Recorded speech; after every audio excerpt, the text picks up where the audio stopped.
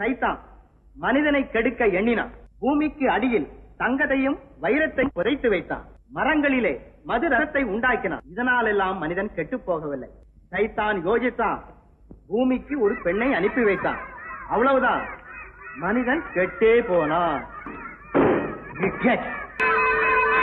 முத்தழகு, என்ன வீடா சண்டை கிடையா?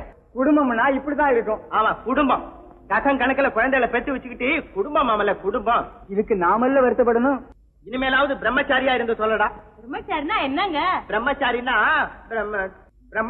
பிரம்மச்சாரி. இதுக்குதான் கல்வி அறிவு வேணுங்கிறது. இடியட். என்னடி அம்மா பார்வதி, உன் பிள்ளையினுடைய பிரம்மச்சரியம் முத்திக்கிட்டே போகுது. ஏண்டா கணபதி, எப்போதாண்டா உன் பிரம்மச்சரியத்துக்கு ஒரு முடிவு வரும்? வராது, ஒரு நாளும் வராது.